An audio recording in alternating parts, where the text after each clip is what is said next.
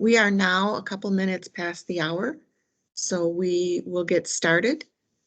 Thank you for joining the Fall Travel One Education Forum. We're glad to have you with us. Everyone will be muted during the call so we can focus on our presentation, but feel free to enter questions in the chat box. We will monitor those and address as many as possible at the end of the presentation. At the end, after the presentation today, we will also send out the presentation deck to everybody that attended this call. You are free to share those with anybody within your organization. With that, we will be watching the chat box and introduce Travel One President, Bill Newman. Well, hi, everybody. And thank you, Cindy, and welcome. As Cindy said, welcome to the fall edition of Travel One's Travel Education Forum. And, you know, we host these twice a year because we think it's our role as your TMC partner, as your travel management partner, to help you sort through all the information, the travel-related information that's out there. And let's face it, there's lots of travel information, lots of ever-changing information out there. So we want to help you simplify it. We want to help you understand the trends so that you can make smart decisions and you can make informed decisions and confident decisions, really, about important topics like cost savings and traveler health and safety and all the other factors that affect your travel program. So, you know, at this stage of the recovery, many companies and many organizations have really restarted their path back to travel. And yet, you know, here we are, we're 20 months into a significant disruption in the travel industry. And it's clear that as travel recovers, there are going to be some new trends and some new innovations that affect your travel program.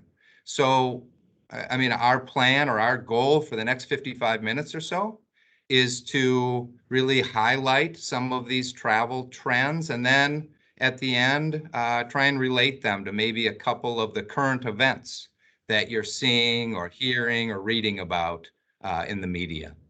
So, you know, I said just a minute ago that many companies, many organizations have restarted their path back to travel, and that's true. And it's also true that the recovery of leisure travel and the recovery of really meeting and group travel has happened faster than corporate travel. So, you know, we kind of ask ourselves, when will corporate travel recover, you know, at a more robust level? And, you know, frankly, we don't know the answer. But as we talk internally about it, we kind of say to ourselves, it feels like it might happen soon. You know, maybe as soon as first quarter of 2022, especially now that inbound travel into the United States is going to reopen next week, and international travel from the United States into Europe, into South America, into Australia, all of that is starting to loosen.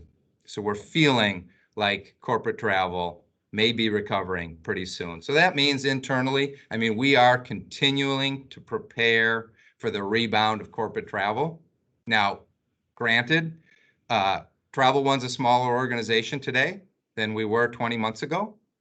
We made the difficult decision in March of 2020 to reduce our team. That was a difficult decision, but in retrospect, you know, I hate to say it, it was the right thing to do. And since then, our plan and our strategy has been to keep our team together as much as possible. And by that, I mean as many of the frontline corporate advisors as possible, to keep them trained, to keep them engaged, to keep them interacting with our customers. And I'm pleased to say that as of September 6th of 2021, the day after Labor Day, we have brought all of our corporate advisors back at full time. So in other words, we're protecting our team, we're investing in our team, we continue to invest in travel technology. We feel like we're positioning ourselves for the future. You know, we ask ourselves, you know, did we perhaps bring our corporate advisors back full time a bit on the early side? And the honest answer to that is, yeah, maybe. But we're doing it intentionally, we're doing it on purpose, and we're doing it for a variety of reasons. And I'll share a couple of those reasons with you now. So number one, and I'm fortunate to be able to say this. Number one, we brought our team back early because we can afford to do it. And as a privately held company, that we've been savers. We've got a strong balance sheet and money in the bank. We can afford to invest in our team. And frankly, we think now is the right time to do it. And that leads to number two of why did we bring our team back early? Because I believe a year from now, I believe we're going to look back on this time and we're going to say we're really pleased. We're really glad. We think it was a smart move to invest in our team and keep our team together. And as other companies and other TMCs will be busy recruiting and hiring and training and stumbling through that, we will be ready to go. And, the third reason why we're bringing our team back, we already have, and why we've done it a little bit on the early side, frankly, is because we want to make sure that that level of service that you, our customers, get from us, we want to make sure that that meets our high standards.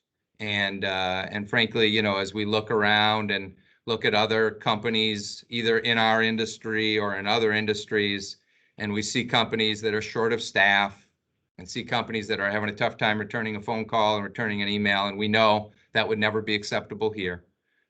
So that's a short summary of why we made the decisions that we did, and frankly, it fits perfectly with our expectations to deliver high touch and white glove service.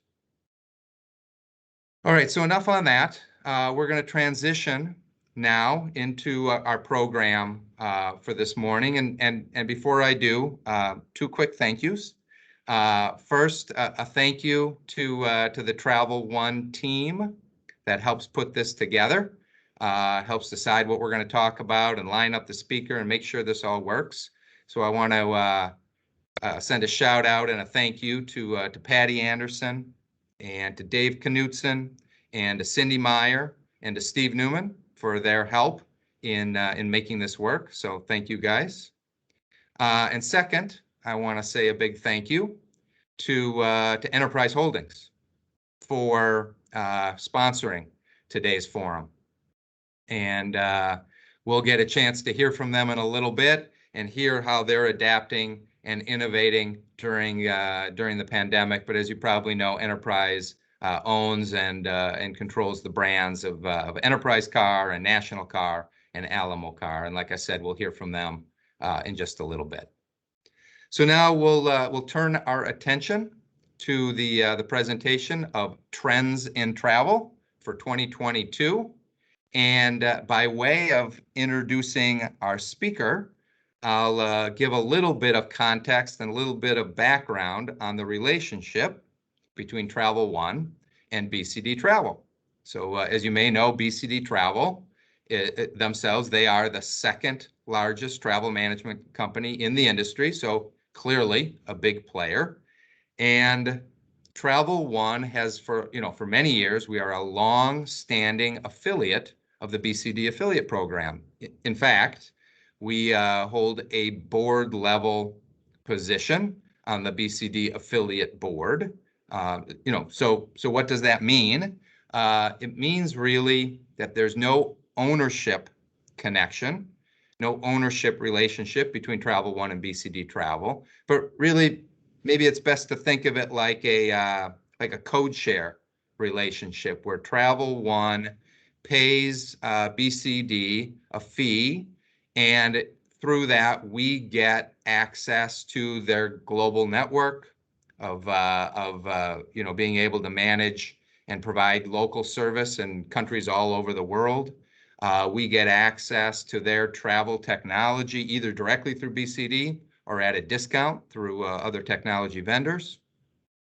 And we get access to BCD's discounts, which we pass on to our customers for air and hotel and rental car, et cetera. So that's the relationship. And last but not least, we get access to wonderful speakers and wonderful resources like Miriam Moskovci, who is the Senior Director of Research and Research and Corporate Innovation at BCD Travel. So I've had the pleasure of knowing Miriam for a few years now, and I have to say she has a pretty cool job. In my words, Miriam's role is to kind of research and to study what's new and what's next and what's coming in the world of travel, and then make sure that it aligns with or it fits with the BCD strategy. As she says on her bio, she has a strong insight into the buyer's perspective due to 8 years as a corporate travel manager.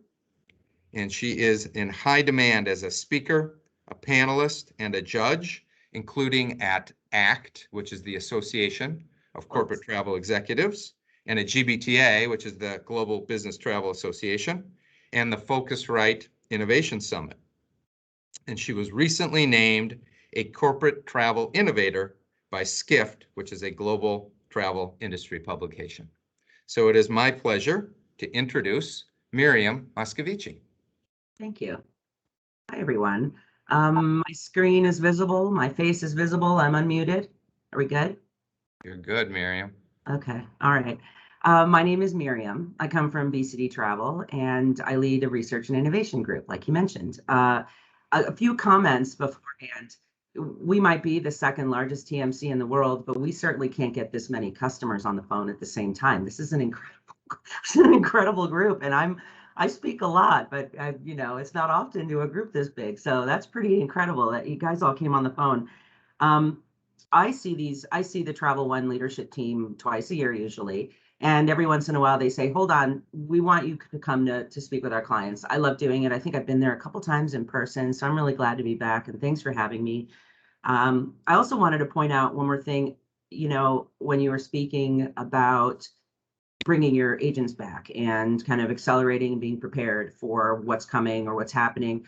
I do want to let the audience know again that, and we had talked about this one-on-one when I saw you a few weeks ago, that BCD Travel, the global mega TMC kind of category, we're behind where your clients are, right? So what we would call the regional TMCs, the Travel Ones of the world, you guys are leading the recovery. You're a full 20, 25, maybe even more points ahead of these mega global multinational corporate programs. And that was something that to me was really striking, that I guess it makes a lot of sense now looking back, but you guys seem to be several weeks, several months ahead in terms of recovery. So you're seeing things sooner, you're seeing things faster, you're having to bring your resources back and prepare them earlier. And I think that's interesting, just to note that segment of the business travel industry is kind of reaching far ahead and is ahead of the game from where the rest of the megas and the global programs sit. So I brought some trends with you. Like I said, for you. I lead a research team. That research team does a variety of primary research where we actually create data using our research panels. And then we also do secondary research where we analyze other analysts' research and do quite a bit of writing and analysis on top of that and share that with the industry. So I brought some of that with me today. I'm trying to advance my slides. I keep hitting my buttons. Okay. The first trend I want to discuss with you is around how business travelers' expectations are changing. There's a lot of headlines now. Many of them are pretty provocative, but there is the notion that the commuter of yesterday could become the business traveler of tomorrow. We've got, not only do we have employees now potentially having different working conditions, many of them are still working from home. Some of them are going to be permanently virtual. We have had organizations that have had major reorgs in the last 18 to 20 months. And so employees who are also travelers are having kind of different expectations around the way they work, where they work, and that is, of course, leading to their expectations around how they travel and the choices they get to make. That is resulting in, all sorts of crazy headlines, right? We've seen these headlines, I think, in the last 18 months. They always get a rise out of me. I'm an easy target, but it started with, we're all virtual, we're dying to get out of the house, we want to get back to the office, to we don't want to return to the office, we want to stay home, to CEOs saying employees that don't want to return to the office are not as engaged as the ones that do, to other CEOs saying, how dare you? We're virtual, we're very connected and committed. You know, and now, of course, we've got headlines like this, which is, how do you convince your boss to let you continue to work from home? So this isn't new. It's not unique to our business or this group of people, but it is something that, of course, is starting to change the way we talk about where we work, how we work, and of course, what that means for our travel policies. We have been asking travelers about what they think is important in terms of travel policy to get back on the road, get back to normal, and just, you know, post recovery or post pandemic, what's important to them. It's no surprise that the number one thing for travelers is to be able to choose whether they get to travel or not. Of course, the second option is that they want to see continue is that simple pre-trip approval process. If I look into that simple pre-trip approval process, I think the reason it takes that second position, meaning that's the second thing that travelers want the most when this pandemic is over, is because I think many programs, I think many agencies, we are not immune from this. We've been using the pre-trip approval process as a way to try to insert workflow for travelers who are traveling during a time when there's a lot of risk. And so travelers have noticed that, you know, it's not just getting approved for a trip, but what do I need to know before a trip? And how do I prepare for a trip? And how do I keep checking to make sure I don't need to cancel my trip? So there's a lot of that pre-trip process that has become obviously a lot more complicated, and our travelers are telling us that we need to simplify it for them. So you can see there that that's the traveler priorities that they'd like to see continued post-pandemic. Actually, let me go backwards real quick. That might be too much for my computer. There it is. One interesting note is we just a couple days ago closed our recent survey where we surveyed travel buyers, that's people like you, and we asked them this exact same question. The responses were different.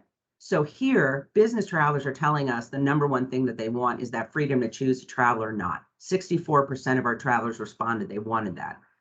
When we asked our buyers this question, I just looked at this data yesterday, our buyers are telling us that over 75% of them think that the most important thing to continue post-pandemic is enhanced health and wellness support and services while travelers are on the road.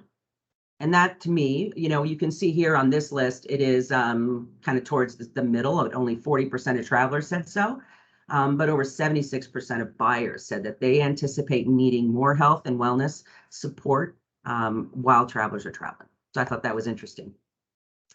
We also, of course, love to understand what travelers feel is important around face-to-face meetings. If we were to have asked this question a couple of years ago, I suspect that team building wouldn't have even made the top three. But of course, we're in a new age where employees are not in the office anymore. And we see that the number one and two reasons for face-to-face, of course, is meeting with clients and those team building experiences.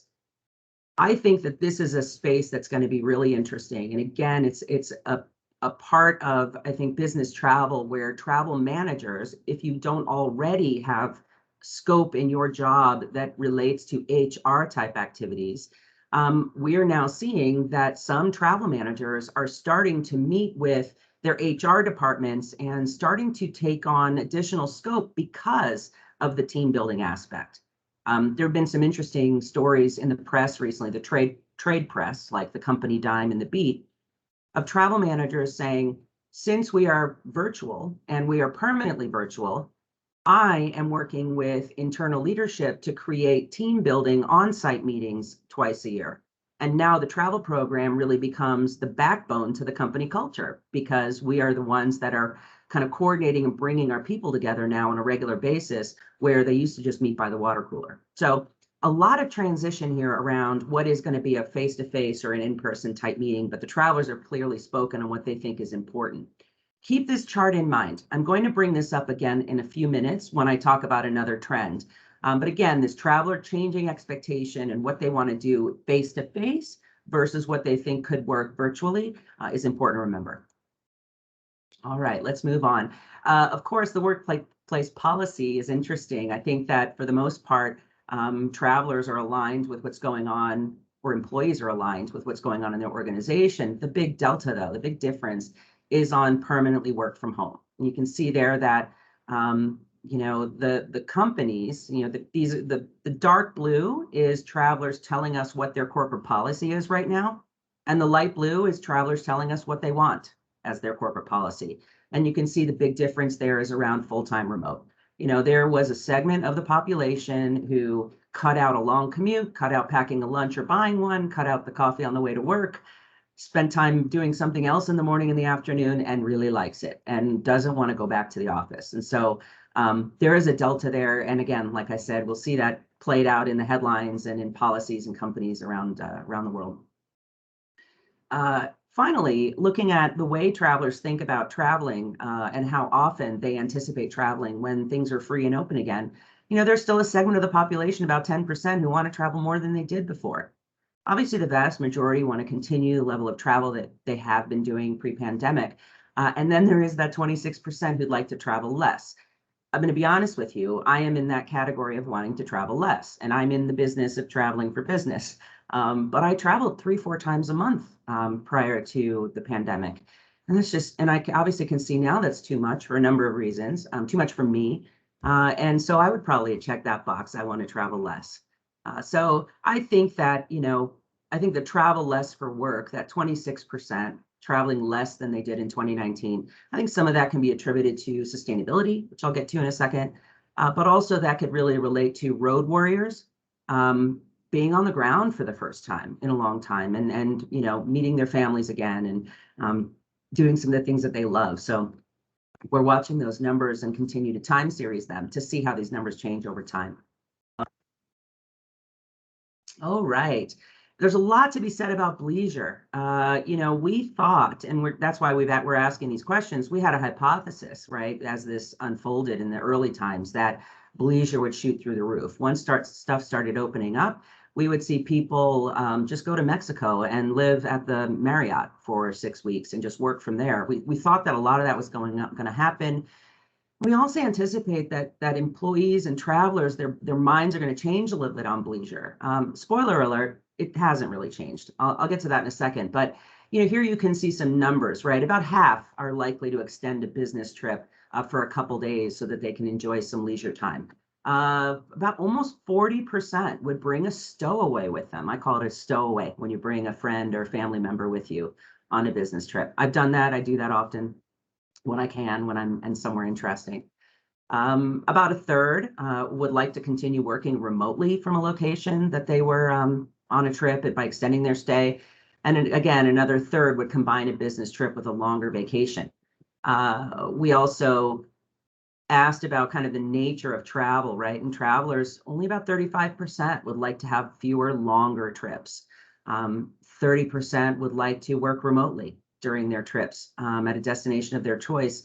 And a quarter of our business travel respondents said that they would like to move to another city or another country and remotely work from there. I think that's a really interesting number. And you might have some experience that there are some Caribbean countries, there are countries in Eastern Europe who have launched digital nomad visas. And these visas are designed specifically for digital nomads, typically Americans or Canadians, Westerners mostly, that if they work for a company in their own country and they earn enough money, they're welcome to come live in these countries as a digital nomad. And that is new. And with the technology set and those folks that can just work on a computer all day, they are starting to think about moving to different places and working remotely as a lifestyle. But like I said, spoiler alert, doesn't change a lot. We thought for sure travelers are going to swing one way or another, and no, they didn't. Travelers are pretty much standard, stable, like they were in 2019 around how much more bleisure they want to do. They're just as likely now as they was then. All right, let's move on. Here is a topic that is sort of a moving target. We've got travel risk management. That's bread and butter of any corporate travel program. If we time series, which means we track over time how a number changes. We're constantly looking at priorities of corporate travel programs. Duty of care or travel risk management is always the #1 position. However, now we've got some changes happening. The language is changing and the stakeholders are changing. And I'd be really curious when we get to Q&A or even in the comments, if this is happening in your org or you hear it or feel it as well. I'd love to hear intel from the field on how that's playing out. But travel risk management is starting to become people risk management. And what's happening is that corporations are saying, well, hold on a minute. We don't just have responsibility for our employees just when they're traveling. We might want to alert them, notify them, find out if they're okay, no matter where they are. And now in some cases, when employees are no longer in the corporate headquarters of where the business is, and they might have moved, back home somewhere in the Midwest, they feel a responsibility of keeping track of where they are. So a lot of companies are now saying, or corporations, typically HR groups, are saying, I wonder who knows how to send out notifications to people about incidents. I wonder who knows how to do that. I bet the travel group does, because they do it all the time. I wonder who knows how to track employees and where they are. Well, the travel group does that. They do that all the time, right? So those connections are being made between the folks in the corporation who are thinking about people risk management, and they're connecting with the travel group. And again, we're starting to see examples in the trade publications of travel managers saying, hey, my role is slightly changing now, because I am helping the company not just track and monitor and communicate with people as they travel to other locations. I'm also now being tasked with helping my corporation message people, no matter where they are traveling or not, about incidents in their local area that might be important to them, like a terrorist attack or a geo weather event that's dangerous. So this is a moving target, and it's really interesting. And just as a side note, I was speaking with the head of all of BCD Travel Data and Intelligence, the guys that run our big reporting tools. And we had a long and far-reaching conversation yesterday trying to figure out, if we as a TMC have all the data of who is where and who is not home, how can we help companies? Maybe it's creating a new type of reporting tool. Maybe it's a new feed of some kind into HR systems. So we're already trying to figure out, how do we help companies address this new need, which might be people risk management, not just travel risk management. All right, moving on. I'm okay on time. All right, so sustainability. I'm going to ask the folks at Travel One to speak up in just a second, but I want to point out that sustainability has had incredible achievements over the last 18 to 20 months. So while we've all been sitting at home not burning jet fuel, the folks that do burn jet fuel have been figuring out ways to burn less of it. So not only have we seen some of those crazy supersonic, hypersonic, what's the one that boom, which is the one that doesn't create a sonic boom over land. We've seen them start to fly their prototypes. They're real airplanes now. They're not just drawings, these things. We have seen airlines place orders, right? That's getting press on some of these really incredible aircraft. And then finally, we see major deals happening. We see corporations, we see buyers like you who are working with airlines to pre-purchase sustainable aviation fuel to compensate for the fuel that they burn as part of their program. So there's so many exciting things. And you can see on these headlines that keep scrolling, right? These are large companies with large names who make an impact in the industry. And them getting together proactively with the airlines is exciting. So Travel One, why don't you guys talk a little bit about how you guys are getting in this game as well? Okay. Yeah. I'm back. All right. So, in addition to the measures we're taking internally to make sure that we're environmentally responsible, we asked ourselves, what can we do to make a commitment, to make a statement on this? And so we did one of the things that you just mentioned, Miriam, is that we partnered with Delta Airlines. Just because of where we're located and where we're based, they're who we fly most of the time. And so we made a commitment, and we made a payment to Delta to offset all of our internal travel. So that means business travel. That means, we still have FAM travel, right? Or we used to before COVID, but we will again. So when a advisor goes on a FAM trip, we have made the commitment to offset all of Travel One's internal travel, and we did it for 5 years. And so we purchased sustainable aviation fuels to offset all of our travel as a way to say we're taking this seriously, and it's meaningful to us. Mm-hmm. And that's the kind of important moves that everyone has to make, because people take notice. All right, thanks for sharing that. Yeah, indeed. So, and it is a big deal, and I'm about to tell you why. So, all right, first of all, there is quite a bit of attention in this space, and buyers are obviously taking a lot of notice. This is from one of our buyer studies. I think one interesting note, and you all could probably echo this, is that the largest amount of attention that travel buyers, when I say buyers, I mean folks like you, not travelers, the largest area of attention buyers are seeing in sustainability is within their own industry and within their own senior leadership. Right? Those are the two in the top, the two in the top three here. So they're actually hearing internally from their own goal setting, their own leadership about sustainability and those priorities, even more than they're hearing it from the business travel industry. Of course, travel suppliers are another area of interest for sustainability. But I just thought it was notable that it's their own industry and their own leadership that are expressing the most interest in the category.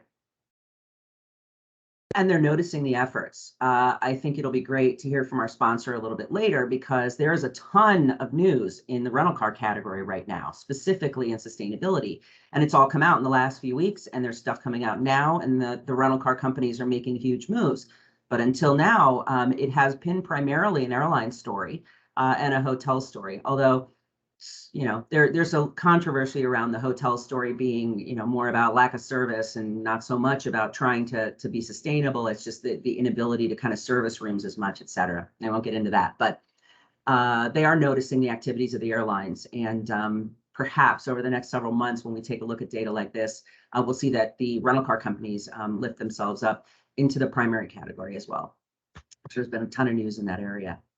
Buyer priorities when it comes to sustainability are pretty obvious. Many of them are in the early stages of really tackling these sustainability goals. And so the two leading goals that buyers have right now, as it relates to sustainability, is around supporting those company goals and, of course, getting their hands around reporting, getting their hands around the data and understanding exactly where they are, setting their baselines so they can understand what those goals are. One thing that I took note of as we looked at the results of the study was that almost 60% of our buyers did not know whether or not they support the UN sustainability goals, the Sustainable Development Goals, SDGs we call them. And to me, that isn't so much a fault. It means that we just need to do better as an industry to educate and socialize what are the various milestones or goals that are out there that you might need to recognize. How do corporations typically classify those goals and certifications around sustainability, and what's important to you? So that work is under development, at least in my team, and I know some others are also working on just more around sustainability and how we talk about it. What is the vocabulary and what's important for our buyers to understand and know so that they can help achieve those goals. But it wouldn't be fair to talk about really what the impact of business travel is. Like, I want to be, to get the message out there that it's important and we just not forget what we do for a living, right? I believe, well, I won't get to my punchline, but I will say, right, that business travel and air travel in general, only 2% of the emissions are related to transportation.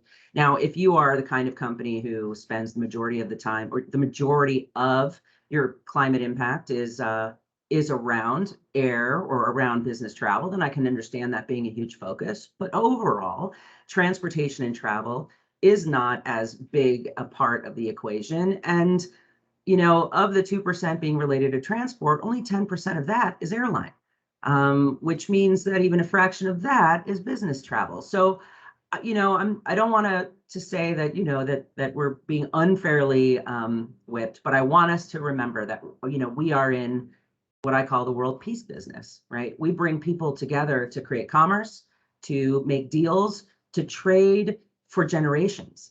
And I think that is really, really important. And we shouldn't really lose sight of that for kind of the impact we have on the overall, climate impact that in general kind of industry and transportation and things like that has. I will say, though, that in the sustainability category, people are really starting to dive deep. So you're going to start seeing, I'm not writing one right now, but I know of several research teams who are beginning to develop papers around how much what would your impact be if you eliminated meat from all of your conference menus? What would the impact be if you never turned on your video camera on a video call anymore? Those could be substantial numbers. And so people are really starting to look at the total picture and starting to understand how you can help. And I just wanted to make a point that in business travel, it's huge. Suppliers are making huge strides. Partnerships are being formed. And I think where we're going to end up is travelers and buyers want clear, transparent choice and data so that they can make their decisions. I do think there will come a time when travelers will be making a decision about a more sustainable option versus a less sustainable option. And they are in some cases today already. In some routes, you do have a choice between one aircraft that's 25% more efficient than the other aircraft, right? So that is going to be interesting how it plays out, letting the suppliers really duke it out on superior products and let the buyers begin to buy what's really important to them.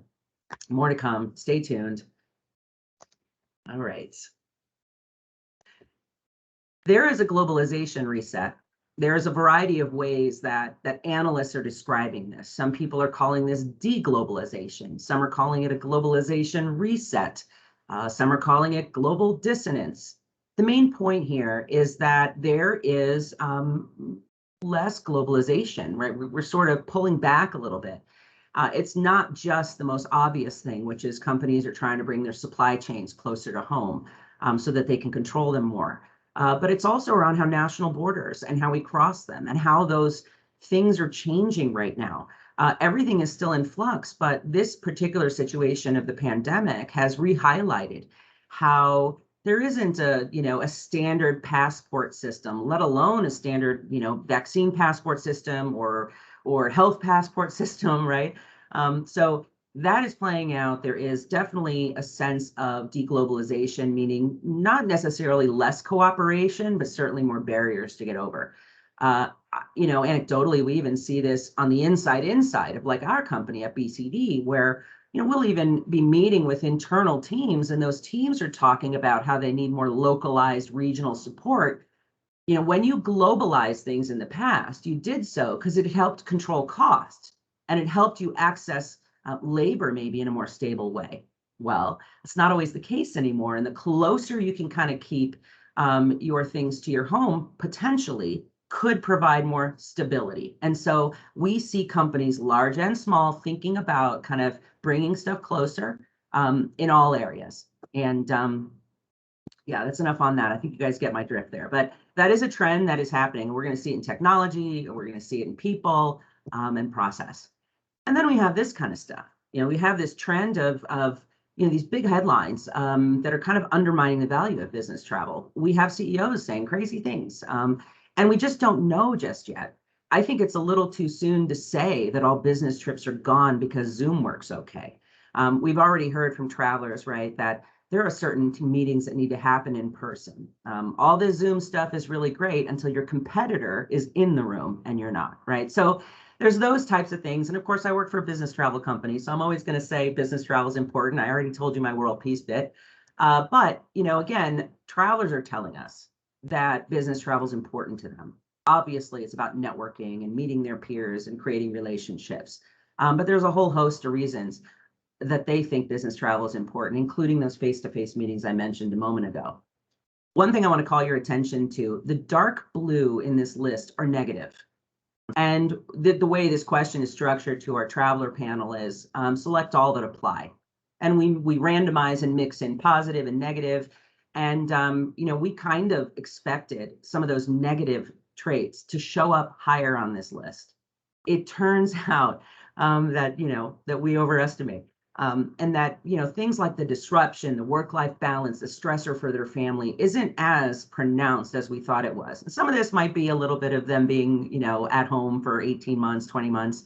But it's important to remember that travelers see a huge value. Business people, they're not just travelers. They see a huge value in getting on the road.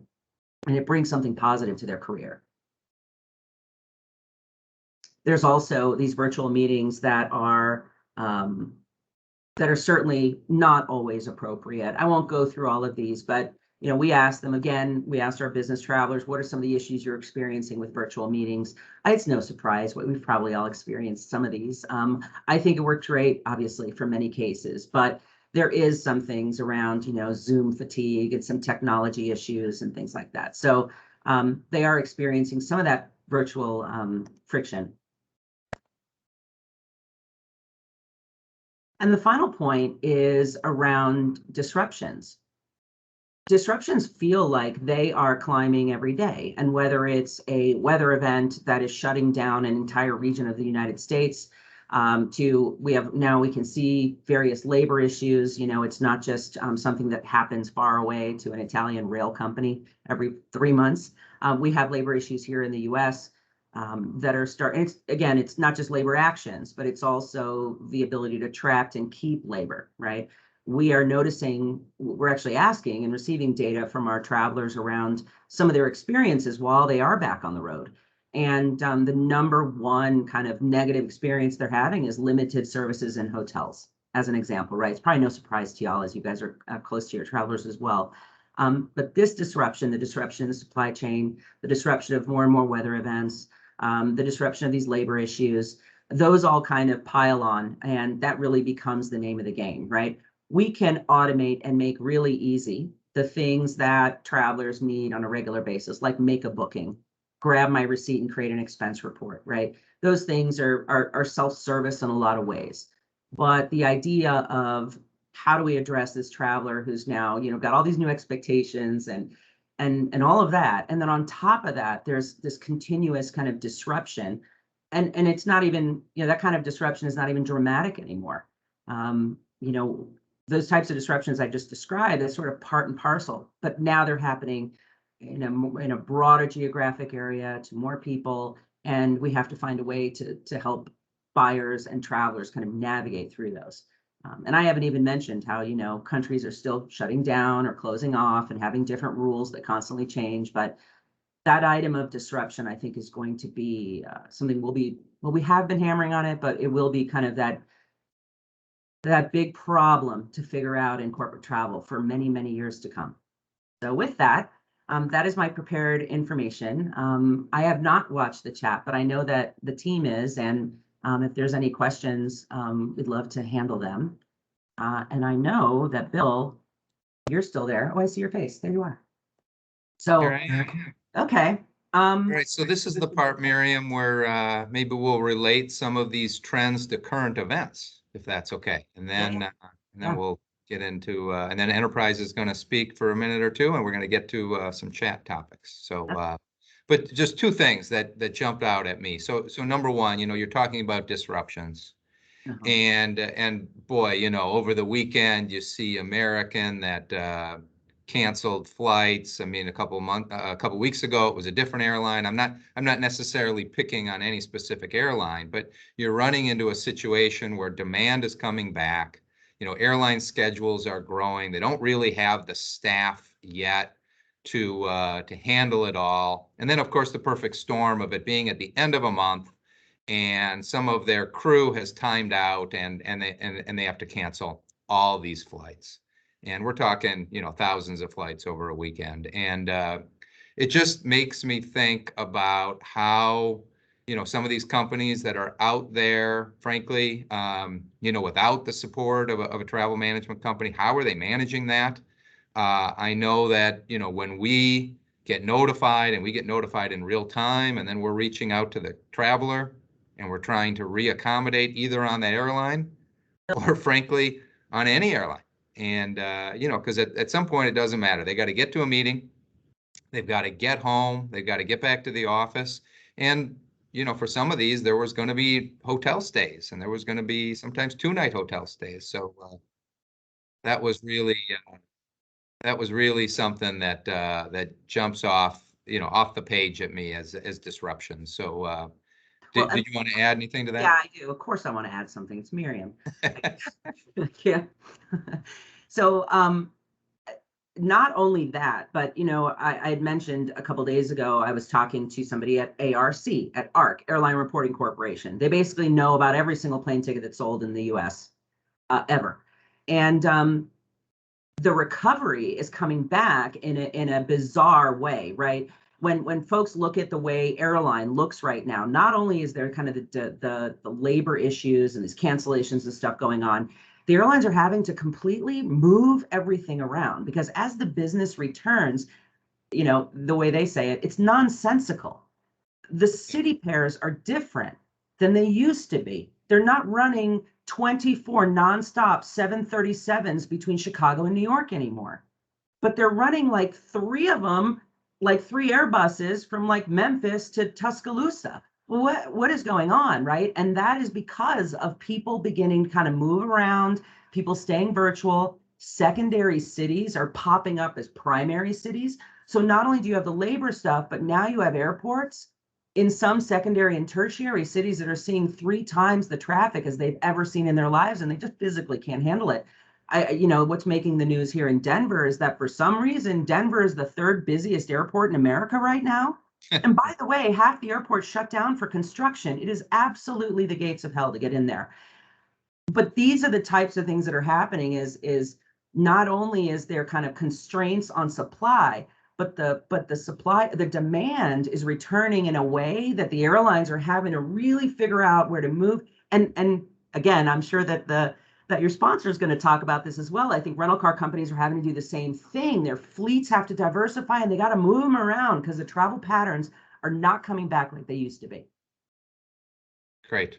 All right, so one other quick comment, and then let's turn it over to Enterprise. But so one other thing that you said, Miriam, that really caught my ear was this whole idea of team building, and now that travelers or employees are remote, bringing the team together to build community. And boy, are we seeing that. I mean, so you know, silly things like bringing in your team to go to a state fair, or they're you know, it doesn't matter the excuse, but they're bringing in their team and they're going to a baseball game, or just any excuse to get your team together to build a community, because retaining employees and engaging employees is certainly important today, and it's going to be even more important tomorrow. So, all right. So with that, we're going to switch gears, and we're going to, so Miriam, hold on if you don't mind. We're going to get to the Q&A in a moment, but I want to introduce John Hager, who is the business rental manager for Enterprise. And John is going to say a few words on behalf of Enterprise. And first of all, thank you, John, for sponsoring our forum today. And I know you're going to start with a video and then give us a brief overview of Enterprise. So here we go. That sounds great.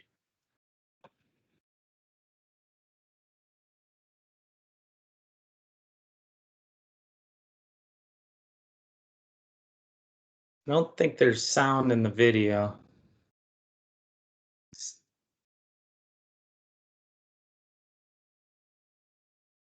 Okay. Steve. John, we got a video without any sound. I think, yeah, the sound isn't going, Steve.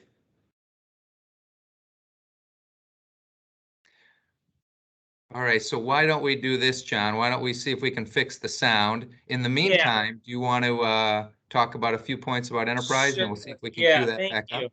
Yeah, thank you, Bill and Steve, and giving us the opportunity here to be a sponsor again. We love doing this at your forums, and I just have a couple quick points I'm going to talk on. We're super excited about winning the JD Power Awards with our brands, taking in the top 3 spots in the recent awards that came out in October. Obviously, it's been a tremendously challenging year for the car rental industry as things pick back up, and you know, the global computer chip shortage that we've seen has caused a lot of availability issues. And, you know, to have the kind of results we had, we're very happy with that.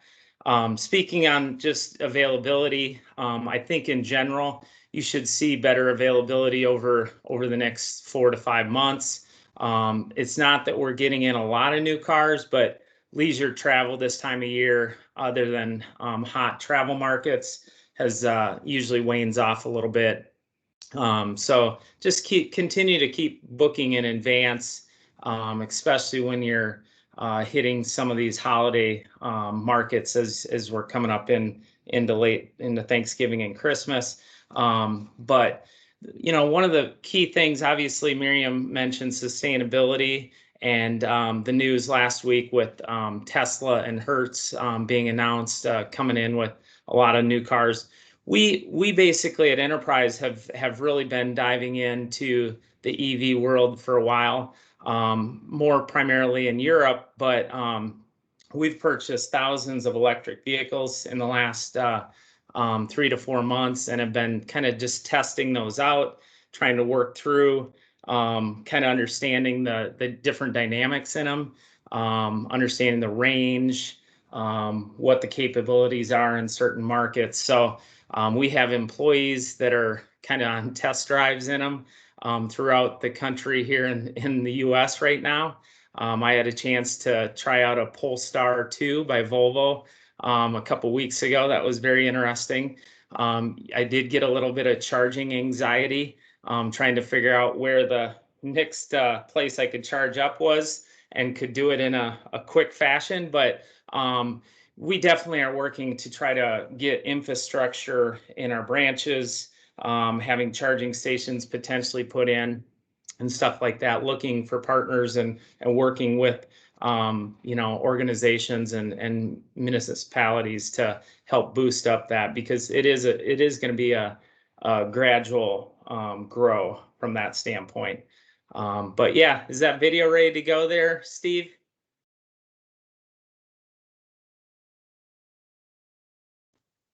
John, we'll send the video to all of the participants. Okay, no problem.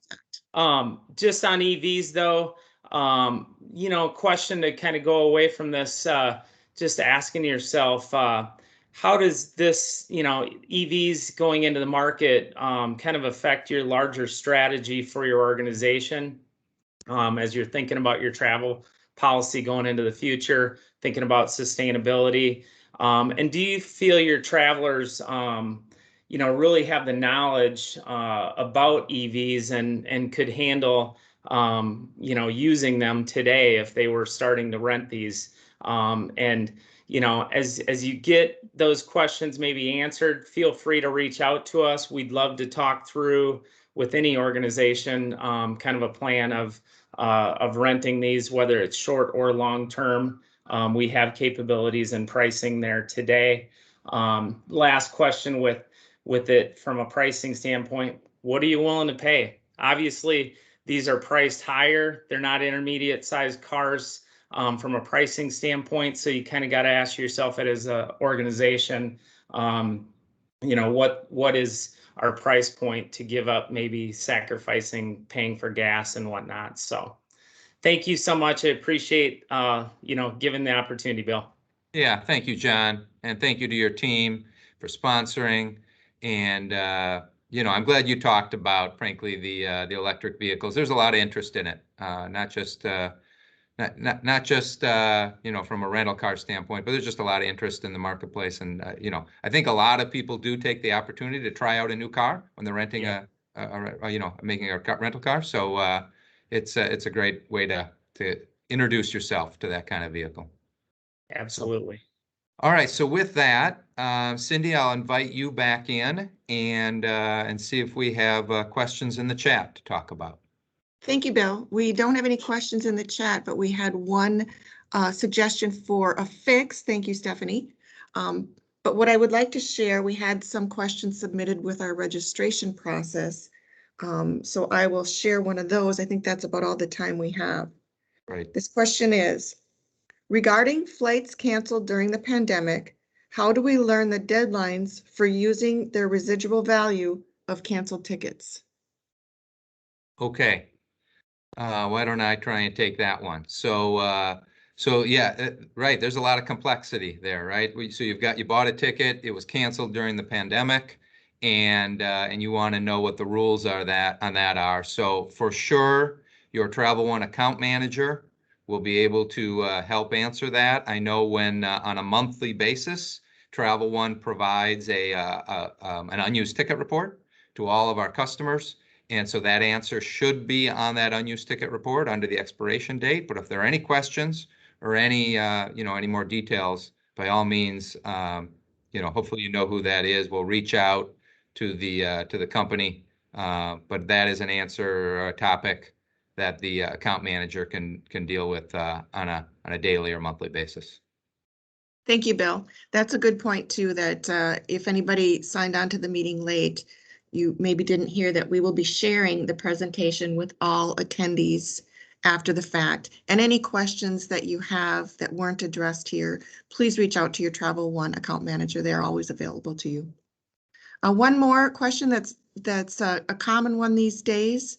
How does a traveler know what entry requirements need to be fulfilled to travel to another country?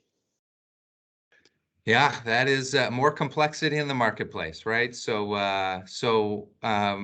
at the top of every itinerary that goes out on Travel One, there is a link, and it actually is a link to a BCD resource. So shout out to BCD and their team. And it is a great resource for entering in, where you're going, where you're coming from, and where you're going to. And on that resource then will be all of the entry requirements and any of the details that you need to know about entry into the country or wherever it is that you're going. So it will be a link on your itinerary. And I'll point out that it is going to continue to stay different by country. It is going to continue to stay different by airline. And it's going to be a little bit like the attitude we have to have with credit cards, where you go to a restaurant, you see the sticker on the outside showing you which credit cards that they accept. It's still going to be like that for a while. And so, and of course, we see it changing still. So we advise travelers to check before you make the booking so you know what you're getting into. Check again after you make the booking. Check again a week before. Check again 3 days before. Check again the day before. Because there might be, you might need to go get a test, or you might need to sign up for a different digital app to upload your vaccine proof, right? So there's different things that are fluid changing, but that is there for you guys to see up to the minute what is real. Yeah. Yeah. Thank you, Miriam. And Sorry I just want to say that we don't dump it totally on you. If you speak to a Travel One advisor, they can help you through this process as well. So all right, so we are at the top of the hour, and so I'm just going to close by saying, first of all, thank you to all of you for taking time out of your busy day to join our forum. We sincerely appreciate that. Miriam, thank you to you. You are as insightful and entertaining as ever, so thank you. John and your team at Enterprise, thank you for sponsoring. We appreciate your partnership and your sponsorship, and so in the next few days, you'll get a survey from us to ask about this and to make sure that we're giving you the content that you want. So if you would, please help us respond.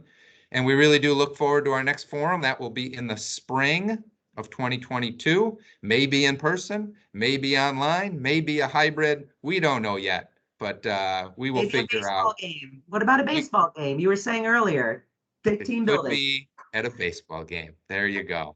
So thank you again. Thank you for your partnership with Travel One. We never take that for granted, and want to say to you, have a great rest of your day. Bye now.